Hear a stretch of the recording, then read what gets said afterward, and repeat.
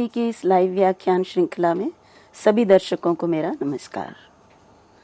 जैसा कि आपको विदित है कि ये श्रृंखला द्वंद्व समास पर चल रही है और द्वंद्व समास करने पर होने वाले कुछ परिवर्तन जिन पर हम चर्चा कर रहे हैं, और पूर्व व्याख्यान में भी मैंने आपके सामने कुछ परिवर्तनों की बात की थी और उन परिवर्तनों के कारण सिद्धियों में होने वाले परिवर्तन आपके सामने प्रस्तुत किए था।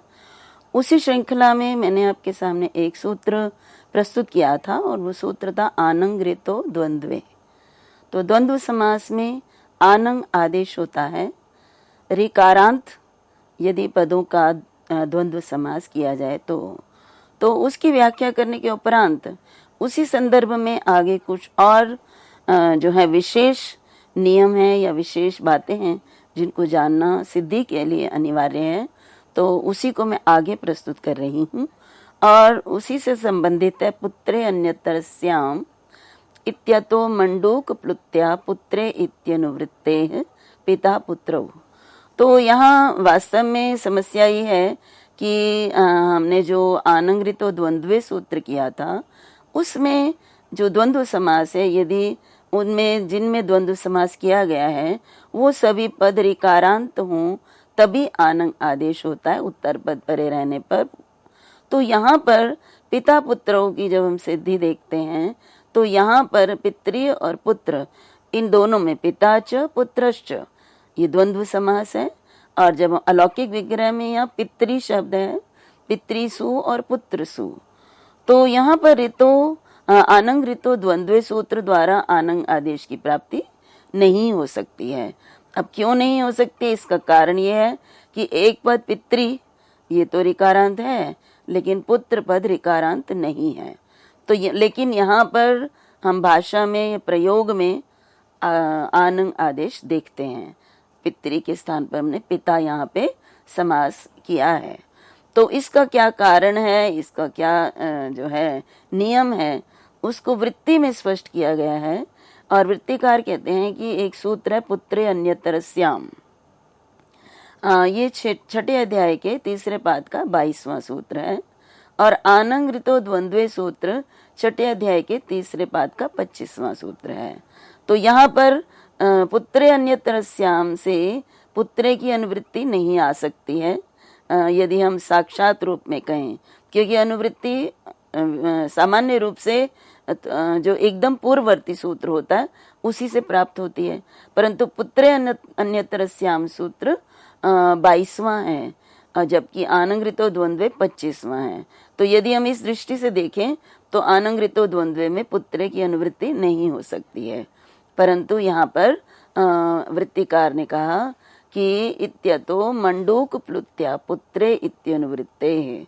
तो यहाँ पर जो पुत्रे है इसकी अनुवृत्ति आनंग ऋतो द्वंद्वे में हो सकती है या हो रही है। किससे हो रही है? मंडूक प्लुति न्याय। ये मंडूक प्लुति एक न्याय है। मंडूक का अर्थ होता है मेंढक और प्लुति में उसकी कूदना। मेंढक का कूदना जो है वो कूद कूद कर भागता है, ये प्रसिद्ध है। तो जिस प्रकार से मेंढक उछलकर एक स्थान से दूसरे स्थान तक पहुंच जाता है, इसी प्रकार से पुत्रे अन्यतरस्याम सूत्र की भी जो अनुवृत्ति है वो ऋतो विद्या योनि संबंधेभ्य इस 6-3-23 सूत्र को छोड़कर, साथ ही विभाषा स्वश्री पत्यो इस सूत्र को भी छोड़कर और आनंग ऋतो द्वंद्वे में पहुंच जाती है। तो यही होता है मंडूक प्लुति न्याय। तो यहाँ पर वृत्तिकार ने स्पष्ट किया कि यहाँ पर मंडूक प्लुति न्याय से आनंग ऋतो द्वंद्वे और साथ में पुत्रे इसकी अनुवृत्ति हो रही है।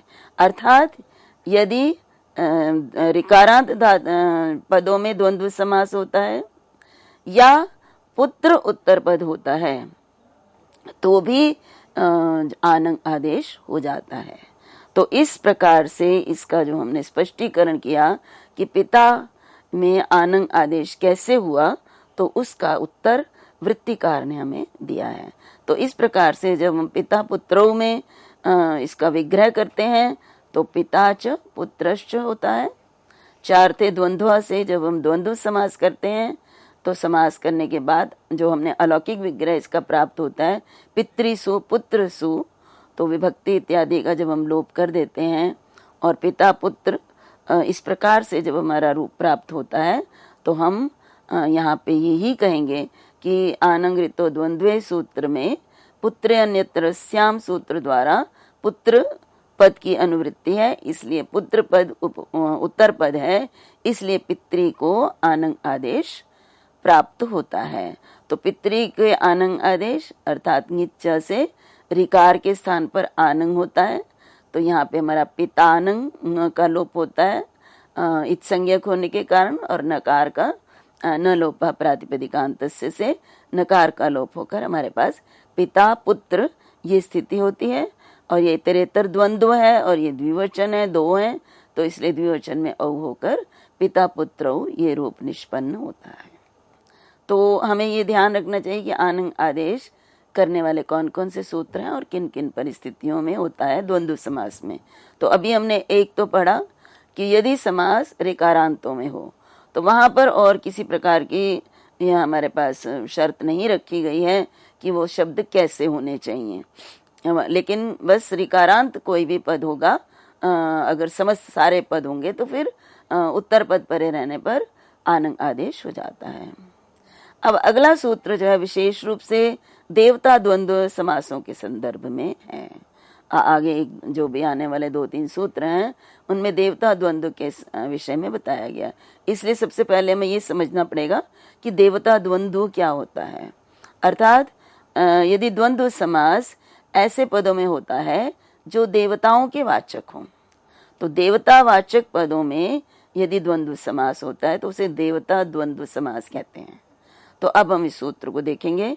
सूत्र है देवता द्वंद्वे च, और इसकी वृत्ति में कहा इहोत्तर पदे परे आनंग। इह मीन्स जो देवता द्वंद्व, अर्थात यदि देवता वाचक पदों में द्वंद्व समास किया जाता है तो उत्तर पद परे होने पर आनंग आदेश होता है।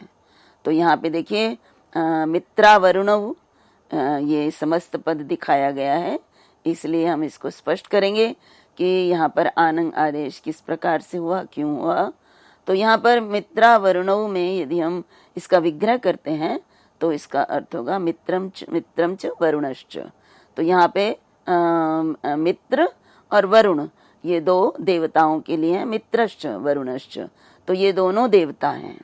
तो ये समास जो है 4 थे द्वंद्व से हुआ है मित्र और वरुण में, और ये समास देवतावाचक पदों का हुआ मित्र और वरुण।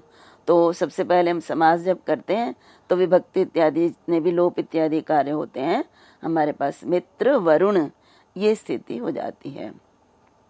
अब यहाँ पर क्योंकि ये देवतावाचक पदों में समास हुआ है, इसलिए देवता द्वंद्वे च सूत्र द्वारा यहाँ पर वरुण उत्तर पद रहते हुए मित्र को आनंग आदेश होगा। तो मित्र को आनंग आदेश होने पर उसी प्रकार से आशेष रहेगा और मित्रा वरुण ये बनेगा, और द्विवचन में मित्रा वरुण ये रूप निष्पन्न होगा। अब यहाँ पे आगे एक इसी संदर्भ में एक वार्तिक दिया है, उसको यदि हम नहीं समझेंगे तो हम जो आगे हमारे पास समस्त पद आएंगे उसमें हमें संदेह ही होता रहेगा कि यहाँ पर आनंग आदेश क्यों नहीं हुआ है, किस कारण से। तो यहाँ पे देखिए वायु शब्द प्रयोगे प्रतिषेध, अर्थात देवता द्वंद्व समास, अर्थात देवतावाचक पदों में जब हम द्वंद्व समास करते हैं तो उसमें वायु देवता का प्रयोग, वाचक शब्द का प्रयोग हो। वायु शब्द ही कहा, वायु देवता वाचक भी नहीं कहा, केवल वायु शब्द का प्रयोग यदि होता है तो प्रतिषेधा अर्थात आनंग आदेश नहीं होगा। तो मैं उदाहरण आपके सामने प्रस्तुत करती हूँ। उदाहरण है अग्नि वायु और वायु अग्नि। ये देखिए दोनों पद हैं समस्त पद। अब इनको पहले हम विग्रह करेंगे। तो अग्नि वायु अग्निश्च वायुश्च, वायु वास्तव में द्विवचनांत रूप है इसलिए दीर्घ उ है, परंतु जब हम मुख्य शब्द लेते हैं प्रमुख शब्द तो ह्रस्व उकारांत होता है वायु। तो हमारे पास अग्निश्च वायुश्च ये हमारे पास विग्रह होता है। और जब हम इसको अलौकिक विग्रह में परिवर्तित करते हैं तो अग्निसु वायुसु, और 4 थे द्वंद्व सूत्र द्वारा, इनको दोनों में हम इतरेतर द्वंद्व समास करते हैं। और समास करने के बाद प्रातिपदिक संज्ञा और विभक्ति लोप होने के बाद हमारे पास अग्निवायु ये स्थिति रहती है। अब अग्निवायु ये स्थिति होने पर देवता द्वंद्वे च सूत्र है हमारे पास, क्योंकि देवतावाचक पदों का यहाँ द्वंद्व समास है। या अग्नि देवता के लिए है और वायु भी वायु देवता के लिए प्रयुक्त हुआ है। तो यहाँ पर हमें अब क्या प्राप्त होता है देवता द्वंद्वे च से? हमें अग्नि के इकार के स्थान पर आनंग प्राप्त होता है, परंतु शुद्ध रूप नहीं है। भाषा में अग्निवायु ही प्रयुक्त है, ना कि अग्नावायु। यदि हम आनंद करते हैं तो अग्नावायु ये रूप प्राप्त होना चाहिए, परंतु यहाँ पर नहीं हुआ है। इसलिए वार्तिककार कात्यायन ने वार्तिक दिया कि यदि वायु शब्द का प्रयोग किया गया है किसी समास के पदों में तो उसमें आनंग आदेश नहीं होगा। तो जब आनंग आदेश, देखिए अग्निवायु में भी वायु है, वायु अग्नि में भी वायु है, तो हम अग्निश्च वायुश्च इस प्रकार से भी कर सकते हैं और वायुश्च अग्निश्च इस प्रकार से भी कर सकते हैं। वायु अग्नि बनाना हो तो वायुश्च अग्निश्च, और अगर अग्नि वायु को सिद्ध करना है तो अग्निश्च वायुश्च।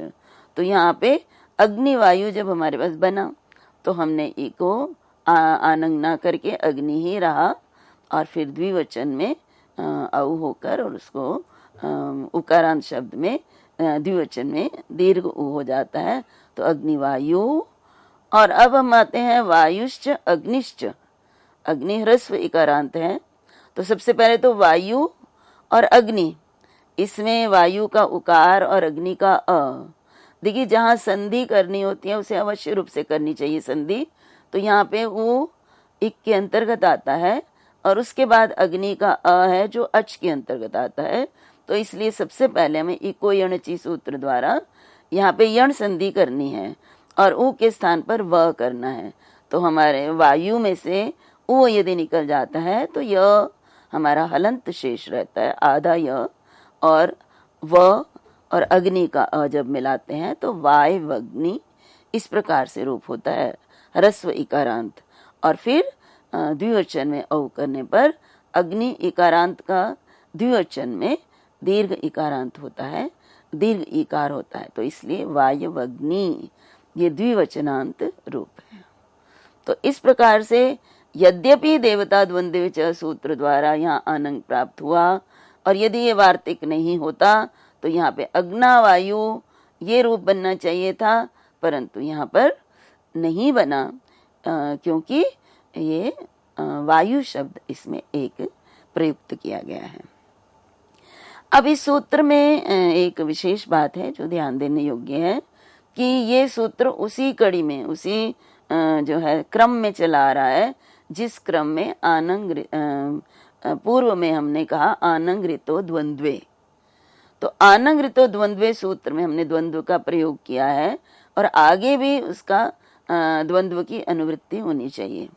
देखिए यहाँ एक बात और ध्यान में रखिए कि जो मैंने पहले आपको मंडूक प्लुति न्याय की बात कही है, वहां पर अनुवृत्ति ऐसा नहीं है कि केवल मात्र अगले में होती है, बाद में नहीं होती या आगे आने वालों में नहीं होती है, परंतु यदि उससे अगले वाले में वो अनुवृत्ति नहीं होती है, उसके तुरंत आगे यदि अनुवृत्ति नहीं होती है और उसके बाद वाले में अनुवृत्ति करते हैं, तब हम मंडूक प्लुति न्याय का प्रयोग कर सकते हैं।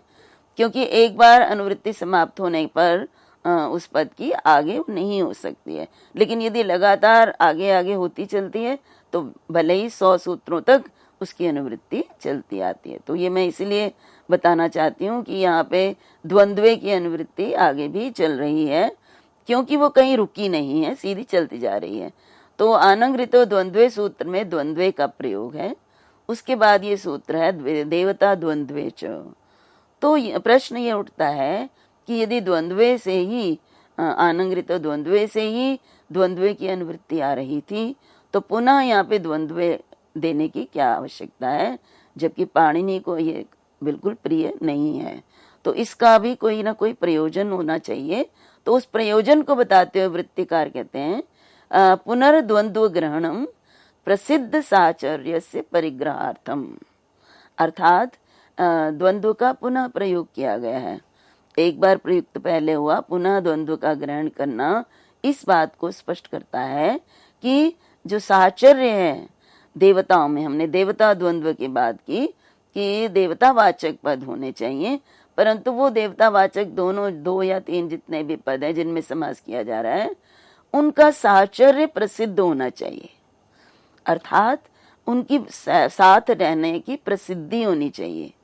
यदि ऐसा नहीं होता तो फिर उनमें हम आनंग आदेश नहीं कर सकते हैं। यही दोबारा से द्वंद्वे शब्द को ग्रहण करने का प्रयोजन है। जैसे अब हम ये कैसे जानेंगे कि किन किन देवताओं वाचक शब्दों में या देवताओं में परस्पर साचर्य होता है, तो ये हमारे वैदिक प्रयोगों में, वेदों में प्रसिद्धि के कारण हमें प्राप्त होता है कि ब्रह्मा, विष्णु और उसके बाद अग्नि, वायु, मित्र और वरुण, इनका जो साहचर्य है वो प्रसिद्ध है। इसीलिए देवता द्वंद्व समास उनमें यदि होता है जिनमें परस्पर साहचर्य होता है, जिन देवताओं में, वहां पर ही आनंग आदेश होता है। यदि ऐसे पदों में होता है जो देवतावाचक तो हो लेकिन उनमें परस्पर साहचर्य प्रसिद्ध ना हो, तो वहां पर आनंग आदेश नहीं होगा। तो उसके उदाहरण के रूप में आपके सामने एक पंक्ति है जो वृत्तिकार ने दी है, तेन ब्रह्म प्रजापति इत्यादौ नानंग। तो उन्होंने कहा कि तेन, इस कारण से, जो ब्रह्म प्रजापति, ये समस्त पद है, इत्यादौ, इत्यादि जो अन्य भी जो है समस्त पद होते हैं, उनमें आनंग आदेश नहीं होता। तो यहाँ पे देखिए ब्रह्म प्रजापति, ये जो निष्पन्न शब्द है, समस्त पद ब्रह्म प्रजापति, इसमें आनंग आदेश नहीं हुआ है। तो आनंग आदेश नहीं हुआ तो इसका हम विग्रह करके इसको देखते हैं तो कैसे निष्पन्न हुआ है। तो ब्रह्म प्रजापति, तो इसका जब हम लौकिक विग्रह करते हैं तो ब्रह्मा च प्रजापतिश्च, ह्रस्व इकारांत शब्द है, और ब्रह्मन का प्रथमा एक वचन में ब्रह्मा बनता है, ब्रह्मन शब्द है यहाँ पे। तो जब हम इसको अलौकिक विग्रह करते हैं तो ब्रह्मन सु प्रजापति सु, और 4 थे द्वंद्व से द्वंद्व समास किया, विभक्ति इत्यादि का लोप किया, तो हमारे पास ब्रह्मन और प्रजापति ये प्राप्त होता है। अब यहाँ ब्रह्मन प्रजापति जब प्राप्त होता है तो ये वास्तव में है तो देवता द्वंद्व, दोनों, ब्रह्मन भी देवता के लिए है, प्रजापति भी देवता के लिए है, परंतु ब्रह्मन और प्रजापति, ब्रह्मा और प्रजापति, इनमें जो है साचर्य प्रसिद्धि ना होने के कारण जो है प्रजापति, ये देवतावाचक उत्तर पद होने पर भी ब्रह्मन को आनंग आदेश नहीं हुआ। अब आनंग आदेश नहीं हुआ तो ब्रह्मन के न का न लोपा प्रातिपदिकांतस्य से लोप होकर ब्रह्म प्रजापति, और फिर सुआदि की उत्पत्ति द्विवचन में औ और दीर्घ इकारांत रूप बनता है ब्रह्म प्रजापति। ब्रह्मा प्रजापति नहीं बनता। इसका कारण आपके सामने स्पष्ट किया कि क्योंकि सूत्र में देवता द्वंद्व शब्द का अनुवृत्ति आने पर भी पुनः प्रयोग किया गया है। अब अगला सूत्र आपके सामने है। अभी हमने आनंग आदेश के विषय में कुछ सूत्र पढ़े। अब देवता द्वंद्व समास में एक और आदेश भी होता है, उसके संदर्भ में अगला सूत्र है, ईद अग्नेः सोम वरुणयोः। अब यहाँ पे क्या है कि ईद, इसमें जो पद है मैं उनके विषय में आपको बताऊंगी। ईद, अग्नेः और सोम वरुणयोः, इसमें 3 पद हैं। तो यहाँ पे अग्ने और ईद ये तो स्पष्ट है। सोम वरुणयोः, यहाँ पे सोम और वरुण, यहाँ पे द्वंद्व समास किया है, सोमश्च वरुणश्च, तो सोम वरुण बनता है 4 थे द्वंद्व से द्वंद्व समास करने पर, और इतरेतर योग द्वंद्व समास करने पर सोम वरुणो बनता है। परंतु हमने उसको षष्ठी विभक्ति में प्रयोग, सप्तमी में प्रयोग करना है, तो इसलिए यहाँ पे सोम वरुणो सप्तमी विभक्ति का द्विवचन का रूप बनेगा। तो सोम वरुणयोः, ये हमारा ओस द्विवचन में ओस का प्रयोग होता है सप्तमी में, तो यहाँ पे ओस लगने पर सोम वरुणयो हो ये रूप होता है। तो यहाँ इसलिए ये सूत्र का अर्थ है कि ईद अग्ने सोम वरुणयो, अर्थात यदि सोम और वरुण ये दोनों पद में से कोई भी पद उत्तर पद है और देवता द्वंद्व समास हुआ है, अर्थात जो पूर्व पद जिसके साथ समास हुआ है वो भी देवतावाचक होना चाहिए, और प्रसिद्ध वाला ये सारे जो कुछ पूर्व में बताए गए वो सब होने चाहिए। देवताओं की प्रसिद्धि भी होनी चाहिए, उनकी परस्पर, और देवतावाचक भी होने चाहिए दोनों। और यदि उत्तरवर्ती पद सोम है या वरुण है और ये अग्नि है पूर्व में, तो उस अग्नि को ईत आदेश होता है। तो यहाँ पे देखिए, यद्यपि हमें देवता द्वंद्वे च सूत्र द्वारा ये देवता द्वंद्व समास है अग्नि और सोम में या अग्नि और वरुण में, परंतु क्योंकि यहाँ पे विशेष रूप से दिया कि यदि सोम हो उत्तर पद, वरुण हो उत्तर पद और पूर्व में अग्नि हो और देवता द्वंद्व समास हुआ हो, परंतु वहां पर आनंग आदेश नहीं होगा, ईत आदेश होगा। तो ये आनंग आदेश का अपवाद है। तो यदि हम इस सूत्र को नहीं याद रखते हैं तो हमें तो फिर देवता द्वंद्वे च सूत्र ही अगर मस्तिष्क में रहता है तो वहां पर हम आनंग आदेश करना चाहेंगे, और जो कि हमारा शुद्ध रूप नहीं है। अब इसकी जो सिद्धि है ये, क्योंकि आगे एक और सूत्र है जिसका प्रयोग सोम वरुण और अग्नि से बनने वाले समस्त पद की सिद्धि में प्रयोग होता है, इसलिए सबसे पहले मैं वो उस सूत्र को आपके सामने रखती हूँ और फिर इसकी सिद्धि आपके सामने बताती हूँ। तो वो सूत्र है अग्ने स्तुत स्तोम सोमाह। अब यहाँ पे क्या है कि ये एक सूत्र है सामान्य रूप से, और वो सूत्र है कि अग्ने है परेशाम एशाम सस्य श स्यात् समासे। अब ये सामान्य समास के लिए एक नियम है कि अग्ने परेशाम, यदि अग्नि शब्द के बाद एशाम में बाद आने वाले एशाम, एशाम यहाँ क्या है, स्तुत स्तोम और सोम, इन तीनों के लिए कहा। तो अग्नि के बाद यदि स्तुत आता है, स्तोम आता है या सोम आता है, तो इनके सस्य स के स्थान पर श हो जाता है, और होता कब है, समास में। अब इसका हमें थोड़ा सा पीछे भी समझना पड़ेगा कि स को श यहाँ क्यों कहा गया।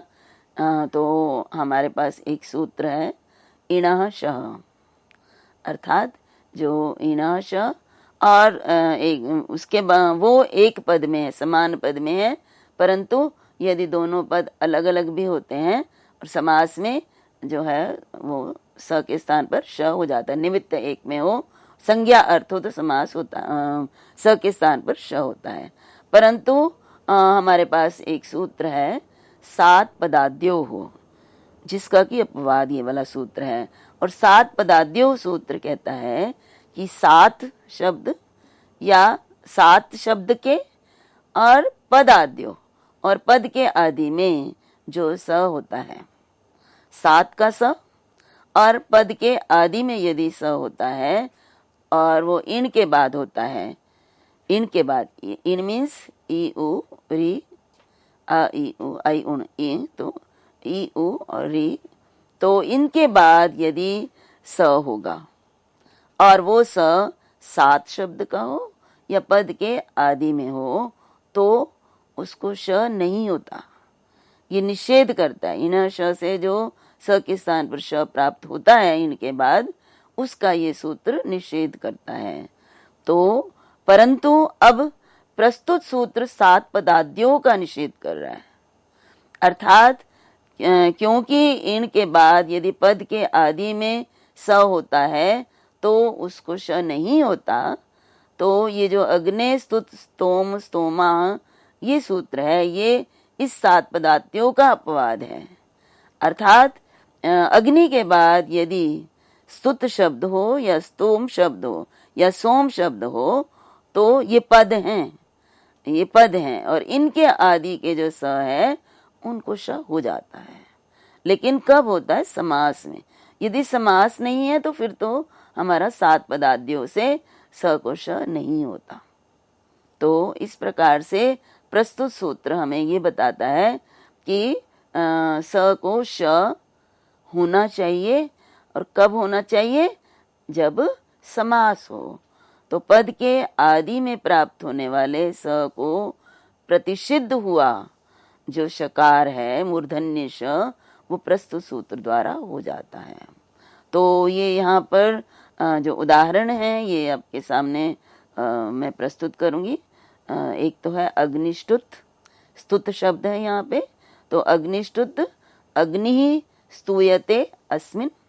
तो अग्नि और स्तुत ये क्विप प्रत्यांत है स्तुत, तो इसका जो है प्रस्तुत ये समास हो जाएगा। और समास होने के बाद अग्नि और स्तुत रहता है। अब यहाँ पे अग्नि जो है ई है, अग्नि का ई, इसके स्थान पर उसके बाद स्तुत है जो स्तुत का स है। तो स को 7 पदाद्यो सूत्र द्वारा श नहीं होना चाहिए था, क्योंकि पद के आदि में स्तुत पद है, क्विप प्रत्यांत पद। लेकिन अग्नि स्तुत स्तोम सोमा से यहाँ पे स के स्थान पर श हो जाता है। तो हमारे पास क्या बनता है? अग्नि स्तुत। अभी स्तुत है ना, तो स को श किया तो स्तुत बन गया। लेकिन हमने संधि के नियम पढ़े हैं और संधि के नियम के अनुसार ष्टुनाष्टु सूत्र शकार और तवर्ग का शकार के साथ योग होने पर तवर्ग टक टवर्ग में बदलता है। तो यहाँ पे ट में परिवर्तित होकर ष्टुत बन जाएगा। तो इस प्रकार से जो हमारा रूप बनेगा वो बनेगा अग्निष्टुत। तो ये अग्निष्टुत ये जो है कर्म है जिसमें कि अग्नि की स्तुति की जाती है, यज्ञ क्रिया को कहते हैं। तो ये बहुव्रीहि समास है। अब अगला भी मैं उदाहरण स्तोम का भी बताऊंगी। अग्निष्टोम, अग्निष्टोम बड़ा प्रसिद्ध यज्ञ विशेष है, कार्य विशेष है। तो अग्निष्टोम, अग्नि नाम स्तोमो, स्तोमा अगर हम इसको अलग रखते हैं तो अग्नि और स्तोम में जब समास हुआ, समास होने के बाद अग्नि के बाद स्तोम है, इसलिए स को श हो जाएगा और त को ट होकर अग्निष्टोम, ये हमारे पास रूप निष्पन्न होगा।